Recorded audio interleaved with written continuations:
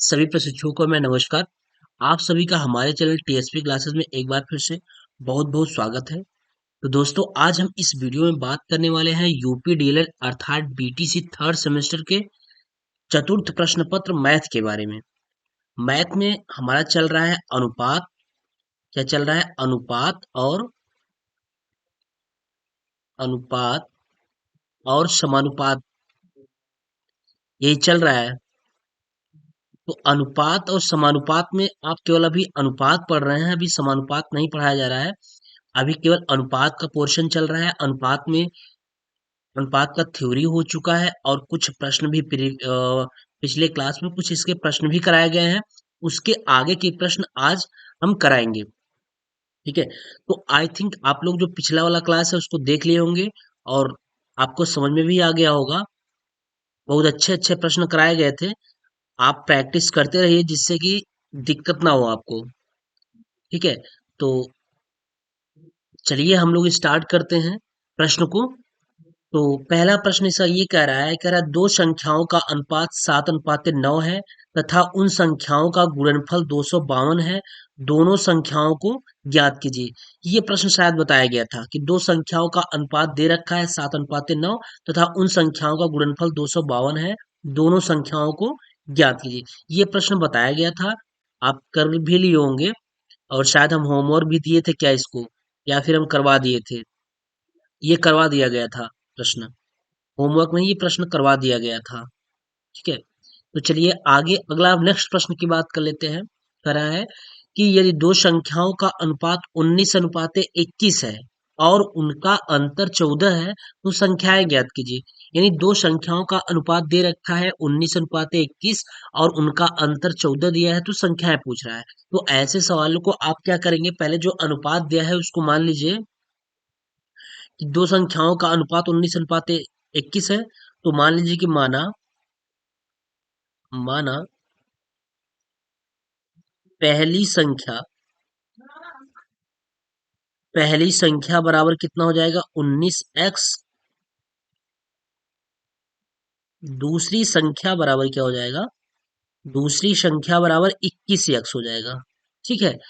अब क्या कर रहा है, आगे पढ़िए। और उनका अंतर 14 है। किसका अंतर? इन संख्याओं का अंतर कितना है? 14 है। तो हमेशा अंतर क्या होता है? बड़े में से छोटा घटता है। तो अंतर अंतर किसका? संख्याओं का। तो 21, सॉरी, कितना? 21x में से कितना घटा देंगे? 19x घटा देंगे तो कितना हो जाएगा? 21x माइनस 19x बराबर अंतर कितना है? 14 है। अंतर 14 हो गया। तो बताइए 21 में से 19 गया तो आ जाएगा कितना? 2x। 2x बराबर कितना आ गया? 14 आ गया। अगर 2x बराबर 14 आ गया तो x बराबर कितना हो जाएगा? 14 के बटा कितना हो जाएगा? 2। तो x बराबर कितना हो जाएगा? 2 सत्ते 14, कितना आ गया? 7। यक्स की वैल्यू कितनी आ गई? यक्स की वैल्यू 7 आ गई। जब यक्स की वैल्यू 7 आ जाएगी तो अब हम संख्याएं ज्ञात कर लेंगे। तो पहली संख्या क्या हो जाएगी? मान रख दीजिए यक्स का। पहली संख्या पहली संख्या को क्या माने हैं आप? 19 यक्स माने हैं। तो 19 इंटू यक्स की वैल्यू रख दीजिए क्या? 7।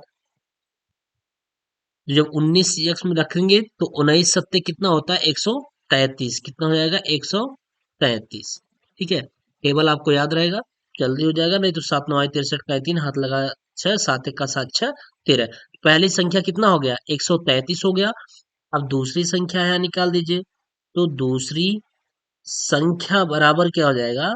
दूसरी संख्या इक्वल टू कितना माने हैं? 21 इंटू एक्स, यानी 21x। तो 21 इंटू एक्स की वैल्यू कितनी आ रखी है? 7। तो 21 सत्ते आपको पता है 147 होता है। 147, 7 1 का 7, 7 दूनी के 14। यानी कितनी आई? संख्याएं कितनी आ गई? संख्याएं 147। यानी यहाँ आप लिख सकते हैं संख्याएं कितनी आ गई हैं? संख्याएं आ गई 133 व 147। यही आपका आंसर हो गया, है ना? 133 और 147। कितना आसान प्रश्न था। बस प्रश्न के बेसिक कंसेप्ट को पकड़ लीजिए और कंसेप्ट अपना सही रखिए, सवाल आ जाएगा। ठीक है। और अनुपात में ऐसे ही इसी टाइप के सवाल आएंगे। अभी थोड़ा सा इसकी स्टैंडर्डता बढ़ेगी, क्योंकि कई टॉपिक में दे रखा है, अनुपात दिया है, समानुपात दिया है, सब सारी चीजें दे रखी हैं। तो उसको देख लेंगे हम लोग। पहले यहाँ पे जो है उसको कर लेते हैं। ये बेसिक कंसेप्ट क्लियर रहेगा तो आगे की चीजें क्लियर हो जाएंगी। ठीक है। चलिए, अगला प्रश्न कह रहा है, एक मिश्र धातु तांबा तथा जिंक, क्या? तांबा तथा जिंक। मिश्र धातु क्या है? तांबा, तांबा व जिंक। तांबा है और जिंक है। एक मिश्र धातु तांबा तथा जिंक से मिलकर बनी है, जिसमें तांबा तथा जिंक का अनुपात कितना है? 9:7 है। मिश्र धातु में जिंक का द्रव्यमान ज्ञात कीजिए यदि तांबे का द्रव्यमान दे रखा है 40.5 किलो है।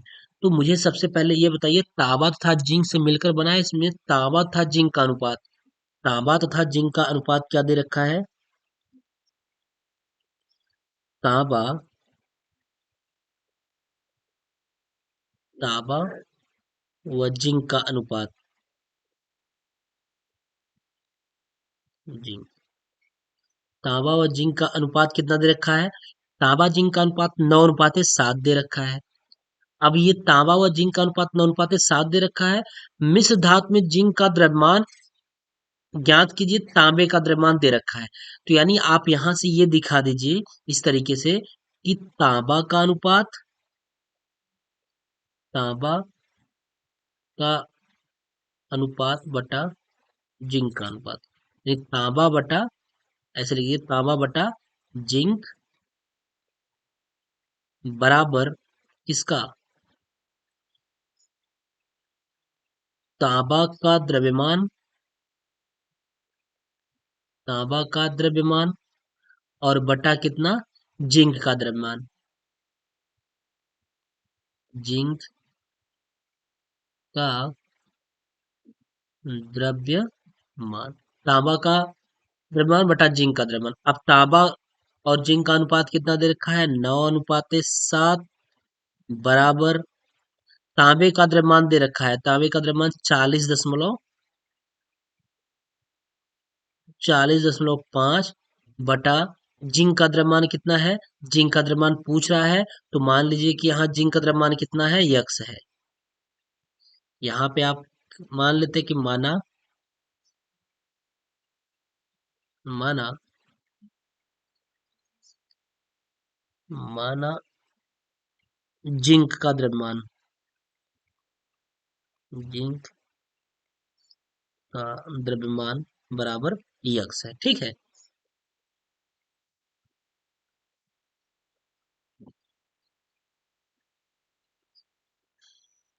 उसी जिंक के द्रव्यमान को हमने क्या रख दिया है? एक्स रख दिया है। अब क्रॉस मल्टीप्लिकेशन आप करा दीजिए, तो क्या हो जाएगा?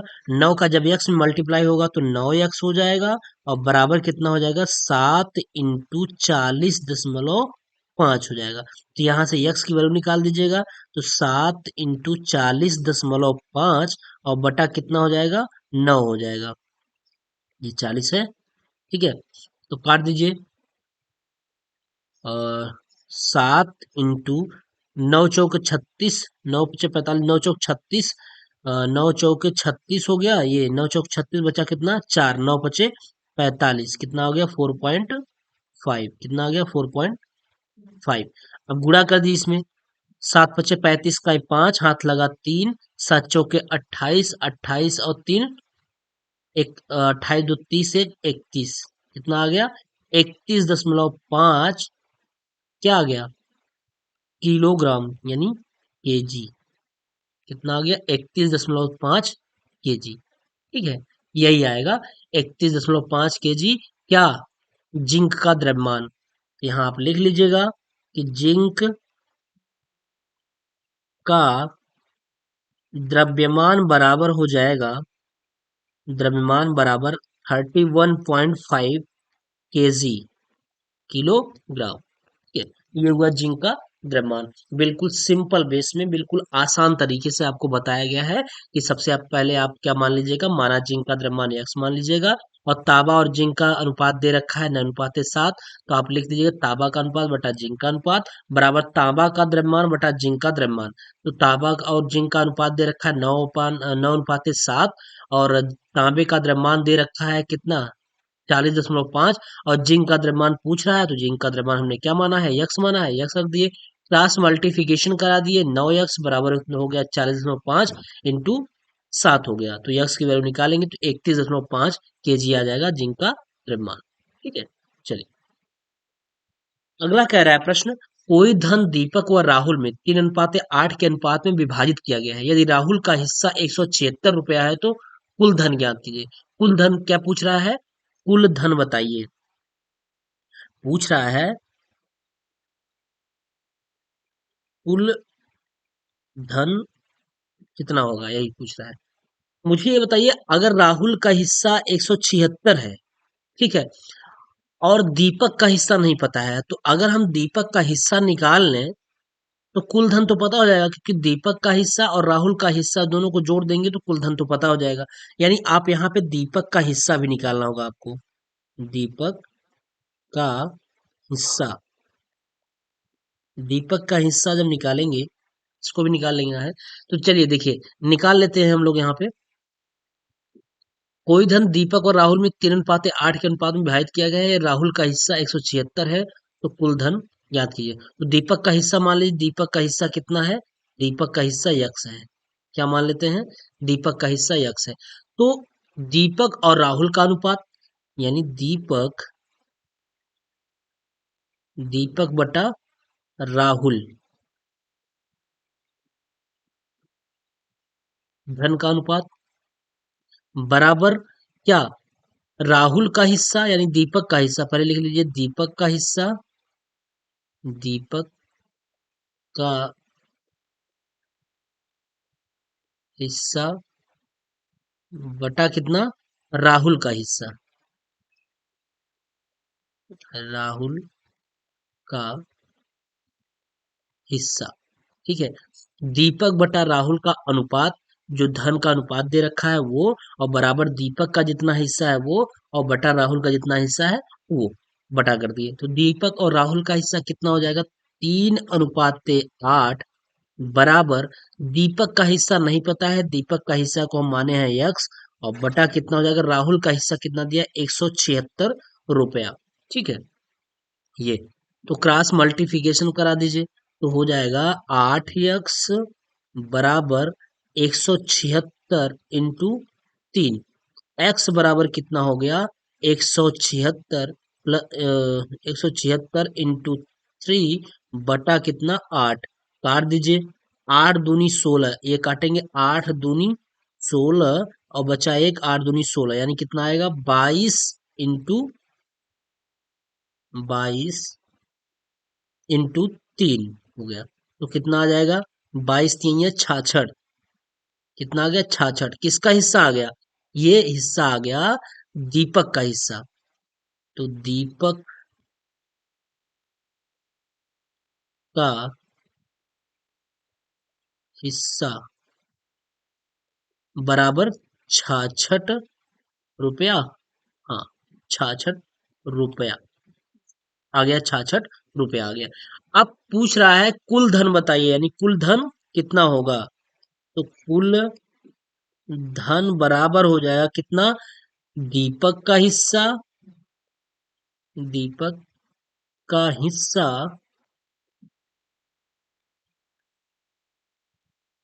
और प्लस किसका, राहुल का हिस्सा, राहुल का हिस्सा। तो दीपक का हिस्सा कितना है, दीपक का हिस्सा 66 रुपया है, और प्लस राहुल का हिस्सा कितना है, 176 रुपया है, तो कुल धन कितना हो जाएगा, 6 6 12 सॉरी 6 6 12 2, 6 6 12 और 7 6 13 13 1 14 हो गया, और एक एक 2, 242 रुपया, कुल धन कितना हो जाएगा, 242 रुपया हो जाएगा। यही पूछ रहा था कि कुल धन कितना होगा। तो हम क्या किए कि राहुल का हिस्सा तो पता था लेकिन दीपक का हिस्सा नहीं पता था, तो हम यहाँ से दीपक का हिस्सा निकाल लिए। जब दीपक का हिस्सा निकल गया तो दीपक का हिस्सा प्लस राहुल का हिस्सा दोनों को जोड़ देंगे तो वो कितना हो जाएगा, वो कुल धन, कुल कितना रुपया लगाया गया है वो चीजें निकल आएगा। ठीक है, तो कुल धन कितना हो जाएगा, 242 रुपया, यही आंसर हो जाएगा। ठीक है जी। आई थिंक समझ में आ रहा होगा आप लोग को, क्योंकि बिल्कुल सिंपल बेस में बताया जा रहा है। थोड़ा सा ये स्टेप भले बढ़ा दिया जा रहा है, आपको लग रहा होगा बड़ा बताया जा रहा है, लेकिन ऐसा कुछ नहीं है। आपको समझाने के लिए स्टेप को बढ़ा दिया जा रहा है जिससे कि आपको समझ में आ जाए चीजें। बाकी आपको कैलकुलेशन कितना आप स्टार्ट कर लेंगे वो तो आपके ऊपर डिपेंड है कि कितनी कैलकुलेशन आपकी फास्ट है। ठीक है, तो वो चीजें आप पे डिपेंड करती है। चलिए अगला प्रश्न कह रहा है कि एक मनुष्य की आय दे रखा है 7:4 के अनुपात में बढ़ती है। जो मनुष्य है, मनुष्य की जो आय बढ़ रही है वो 7:4 के अनुपात में बढ़ती है। मनुष्य की नई आय ज्ञात करो जबकि उसकी पूर्व आय 6,400 रुपया है। मनुष्य की नई आय ज्ञात करनी है, नई आय ज्ञात करनी है जबकि उसकी पूर्व का जो हिस्सा दे रखा है वो कितना दे रखा है, 6,400। तो नई 7:4, नई जो होगी वो 7 होगी, है ना। नई वाली 7 के अनुपात बढ़ रही है, पुरानी वाली 4 के अनुपात बढ़ रही थी। तो अब ये बढ़ रही है का मतलब नई वाली बढ़ रही है ना, ये 7 हो गया, ये 4 के अनुपात में बढ़ रहा था, अब जो बढ़ी है वो 7 के अनुपात में बढ़ी है। तो उसकी आय क्या हो रही, बढ़ रही है। तो हम यहाँ कर लेंगे क्या, मनुष्य की जो आय का अनुपात है,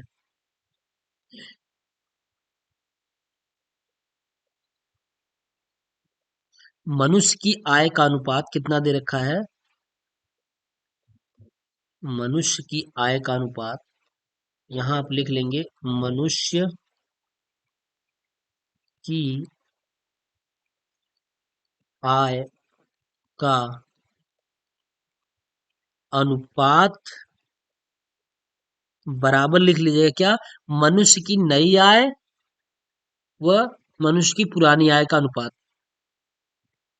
मनुष्य की नई आय, नई आय व पुरानी आय का अनुपात, अनुपात। ठीक है, अनुपात। ठीक, चलिए अब मनुष्य की आय का अनुपात कितना दे रखा है, तो मनुष्य की आय का अनुपात आप यहाँ देख रहे हैं। अब मनुष्य की आय का अनुपात दे रखा है 7:4। कितना दे रखा है, 7:4 बराबर मनुष्य की नई आय। तो आप यहाँ चाहे एक मान लेते कि माना, यहाँ मान लीजिए थोड़ा सा, माना मनुष्य की नई आय बराबर कितना, यक्स मान लेते हैं। नई आय कितना है, यक्स है। तो मनुष्य की नई आय व पुरानी आय का अनुपात, नई आय कितना, यक्स, और पुरानी आय कितना, 6,400। ठीक है, ये क्रॉस मल्टीप्लिकेशन करा दीजिए, बस यहीं से कैलकुलेशन कर देंगे, आंसर आ जाएगा। 4 का यक्स में गुणा होगा तो हो जाएगा कितना, 4x बराबर 7 × 6,400। तो यहाँ से x की वैल्यू जब निकालेंगे तो 7 × 6,400 और बटा कितना हो जाएगा, 4 हो जाएगा। तो बराबर कितना हो गया, 7 × 4 × 1 = 4, ये काट दीजिए इसको, 4 × 1 = 4 बचा 2, 24 हो गया, 4 × 6 = 24, 16 × 4 = 64 होता है। ये हुआ, तो x बराबर कितना हो जाएगा, 00 हो गया। 7 का मल्टीप्लाई कराएंगे, 7 × 6 = 42 का 2, हाथ लगा 4, 7 × 1 = 7, 7 × 4 = 11। कितना हो गया, 11,200 रुपया। क्या आ गया, 11,200 रुपया क्या आया, मनुष्य की नई आय। तो यहां लिख लेंगे आप, मनुष्य की नई आय, मनुष्य की नई आय 11,200 रुपया है। ठीक है, अगर आप उत्तर की जांच करना चाहते हैं तो क्या इसका, ये देखना चाहते हैं कि क्या इसका अनुपात 7:4 आ रहा है, तो आप यहाँ पे देख सकते हैं कि 7/4 रख लीजिए, बराबर लेफ्ट हैंड साइड और राइट हैंड साइड होना चाहिए। यक्स मान कितना आ गया 11,200 और बटा क्या, यहाँ आप ले लेंगे उत्तर की जांच, मैं दिखा रहा हूँ उत्तर की जांच, उत्तर की जांच करना है। तो 11,200 और बटा 6400। अब देखिए 7/4 के बराबर क्या आ रहा है ये, तो काट दीजिए, दो जीरो कैंसिल। अब काटिए, कितने से काटेंगे, 4 से काट दीजिए, 4 दूनी 8, 4 दूनी 8, 8 3 11 हुआ, तो 4 दूनी 8, 4 अट्ठे 32, 4 एक का 4 और 4 छंके 24, 16 हो गया। फिर देखिए फिर काटिए, तो 4 सत्ते 28 और 4 चौके 16, यानी left hand side equal to right hand side. ये आपकी उत्तर की जांच हो गई, दोनों हमारे क्या आ गए, बराबर आ गए, 7/4 बराबर 7/4, लेफ्ट हैंड साइड बराबर राइट हैंड साइड आ रहा है। ठीक है, ये चीज हुआ। उत्तर की जांच भी आपको बता दिए कि ऐसे उत्तर की जांच भी होगी। चलिए अगला प्रश्न देखते हैं। अगला और लास्ट प्रश्न है, कह रहा है एक मशीन की लागत कीमत को निम्न अनुपात में विभाजित किया गया है। क्या किया गया है, विभाजित किया गया है। धातु मजदूरी अन्य कर कितने में दिया है, 3:4:1। यदि धातु की कीमत 75 रुपया है तो निम्नलिखित का मान ज्ञात कीजिए। धातु की कीमत कितना दिया है, 75 रुपया दिया है। ठीक है, तो पूछ क्या रहा है, मशीन की निर्माणाधीन कीमत, यानी मशीन में पूरे कितने रुपए लग गए उसको बनाने में। ठीक है, फिर पूछ रहा है मजदूरी तथा अन्य कर, यानी यहाँ देखिए 3 का अनुपात दिया है ना, धातु मजदूरी, धातु धातु दिया है, मजदूरी दिया है और अन्य कर। तो अब क्या पूछ रहा है, मजदूरी व अन्य कर, यानी ये वाला और ये वाला पूछ रहा है। ठीक है, तो एक मशीन की लागत कीमत को निम्न अनुपात में विभाजित किया गया है। एक मशीन को जो बनाने में जो कीमत आया हुआ है उसका अनुपात दे रखा है, उसमें धातु लगा है, मजदूरी लगी हुई है और अन्य कर भी लगे हैं। किस किस अनुपात में लगे हैं, 3:4:1 के अनुपात में लगे हैं। ठीक है, तो आप सबसे पहले मान लीजिए क्या, सॉरी, धातु मजदूरी व अन्य कर का जो अनुपात दिया है, धातु अनुपाते मजदूरी अनुपाते अन्य कर, अन्य कर किस अनुपात में दे रखा है, ये दे रखा है 3:4:1 के अनुपात में। तो मान लीजिए कि माना धातु बराबर 3x के अनुपात में होगा, इसके अनुपात में होगा, 3x के अनुपात में होगा, 3x, और मजदूरी जो होगा, मजदूरी बराबर किसके अनुपात में होगा, 4x के अनुपात में होगा, और अन्य कर किसके अनुपात में होगा, 1 के अनुपात में है, मतलब यक्स के अनुपात में होगा। ठीक है, ये हुआ। यदि धातु की कीमत 75 रुपया है तो निम्नलिखित का मान याद कीजिए। अब मुझे बताइए धातु किसके अनुपात में है, 3x के अनुपात में है, और धातु का यहाँ दे रखा है मान, धातु का रहा है, धातु की कीमत 75 रुपया है, धातु कीमत कितना है, 75 रुपया है। तो चलिए यहाँ हम रख लेते हैं, धातु की कीमत बराबर कितना है, 75 रुपया है। तो मुझे बताइए धातु किस अनुपात में है, तो आप कहेंगे धातु सर तीन अनुपात में है, 3x के अनुपात में है। तो 3x के बराबर हम 75 दिखा सकते हैं, बिल्कुल दिखा सकते हैं। तो यहाँ x की वैल्यू निकाल सकते हैं, 75 के बटा क्या कर ले, 3 कर ले, तो कितना आ जाएगा, 25×3=75, x बराबर कितना आ गया, 3×25 हमें 75, 25×3=75। जब यक्स का मान 25 आ गया, तो अब आप बताइए मजदूरी क्या नहीं निकाल लेंगे, बिल्कुल निकाल लेंगे। यहाँ से आप निकाल दीजिए मजदूरी, मजदूरी किसके अनुपात में है, 4x के अनुपात में है, 4x बराबर कितना हो जाएगा, 1 मिनट, मजदूरी कितने के अनुपात में है, 4x के अनुपात में है, x की वैल्यू पता है, मजदूरी बराबर 4x के अनुपात में है, तो 4 इंटू एक्स की वैल्यू कितनी है, 25 है, ये x की वैल्यू आ गई ना 25, तो आ गई है, तो 25 चौका 100। मजदूरी कितनी हो जाएगी? मजदूरी बराबर कितनी हो जाएगी? मजदूरी मजदूरी हो जाएगी 100 रुपया। मजदूरी 100 रुपया हो गई। तो अब बताइए, अन्य कर भी नहीं निकाल लेंगे क्या? निकाल लेंगे। तो अन्य कर कितना हो जाएगा? अन्य कर बराबर यक्स के अनुपात में दे रखा है, तो यक्स की वैल्यू कितनी है? 25 है। तो अन्य कर कितना हो गया? अन्य कर बराबर 25 रुपया। हो गया कि नहीं हो गया? यानी आपका क्या क्या निकल गया?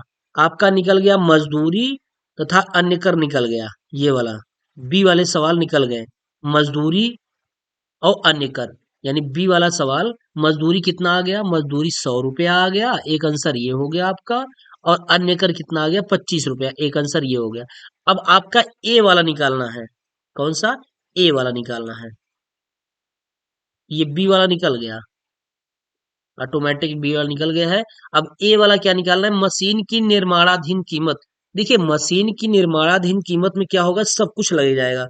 यानी आप लिख लेंगे मशीन की निर्माणाधीन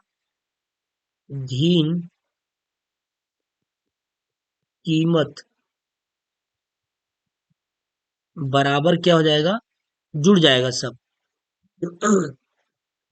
3x प्लस 4x और प्लस एक्स, तो बराबर कितना आ जाएगा? 4 3 7 7 1 8 यक्स। तो 8 इंटू यक्स की वैल्यू कितनी आई है? 25। 25 हो गया। तो 8 पंचे 40 का 0, हाथ लगा 4, 8 दूनी 16, 16 4 20, कितना आ गया? कुल 200 रुपया लगा होगा उस मशीन को बनाने में। मशीन को बनाने में कितना रुपया लगा होगा? मशीन को बनाने में, मशीन को निर्माण या बनाने में, मशीन को बनाने में, बनाने में खर्च बराबर कितना लग गया? 200 रुपया। यही पूछ रहा था। आपका आंसर एक ये है, एक ये है, और दूसरा तीसरा ये आंसर, ये वाले का आंसर 200 होगा।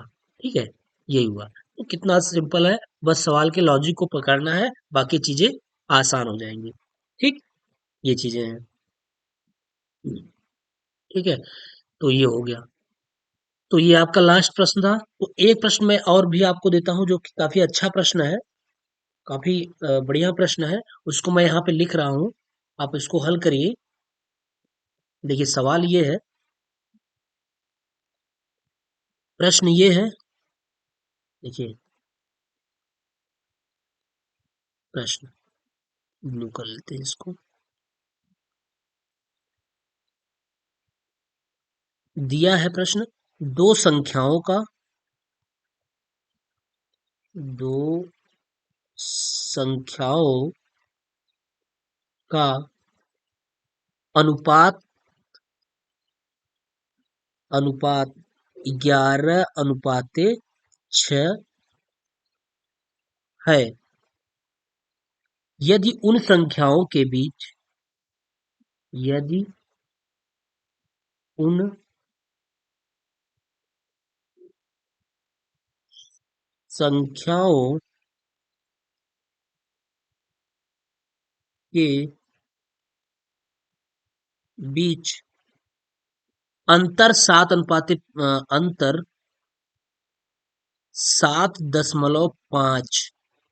है, 7.5 है, तो दोनों संख्याओं, तो दोनों संख्याओं का मान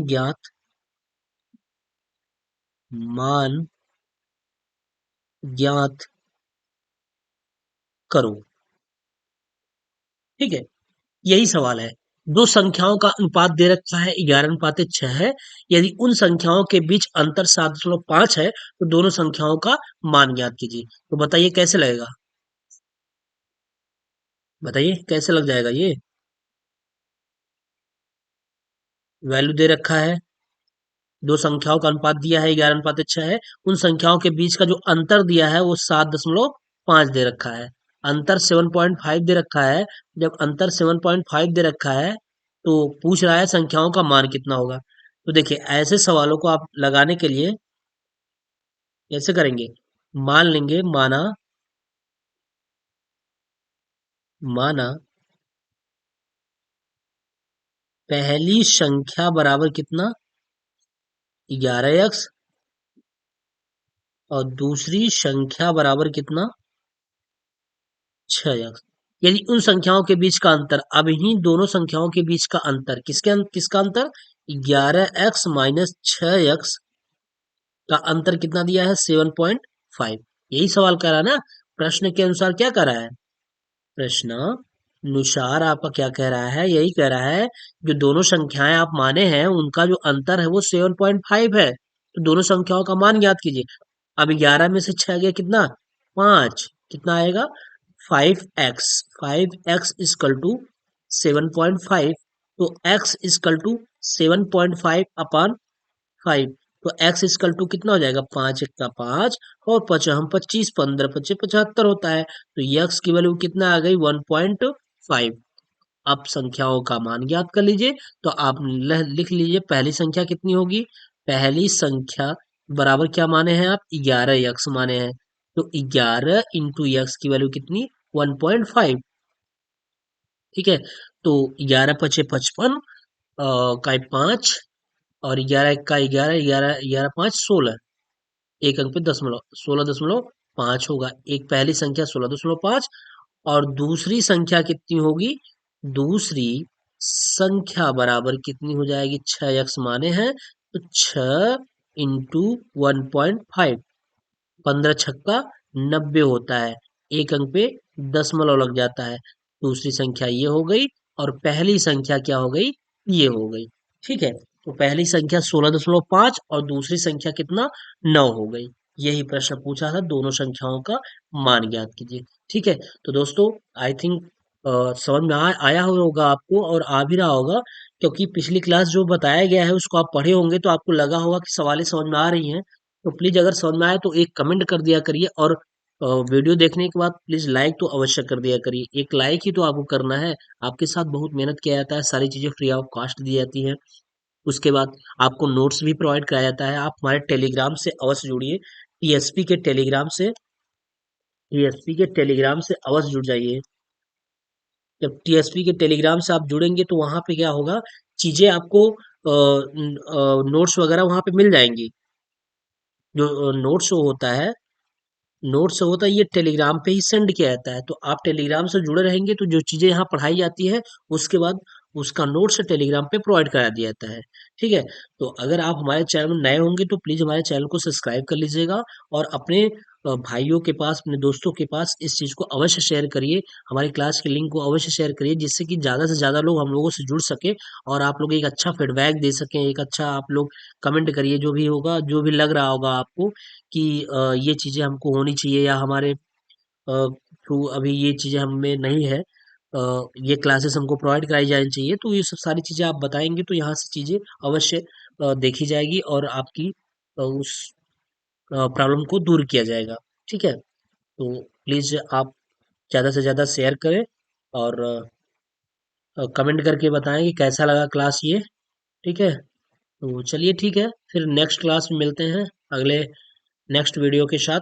अब आई थिंक अनुपात का प्रश्न हो गया है, अब हम जो भी पढ़ाएंगे इसमें वो प्रोग्रेशन पढ़ाएंगे, यानी समानुपात पढ़ाएंगे। अब समानुपात चलेगा, और समानुपात पढ़ाने के बाद उसकी थ्योरी पढ़ाने के बाद उसका क्वेश्चन चलेगा, है ना, पहले थ्योरी हो जाएगी, थ्योरी के बाद फिर उसका क्वेश्चन चलेगा। ठीक है, तो चलिए दोस्तों मिलते हैं फिर नेक्स्ट क्लास में, तब तक के लिए बाय।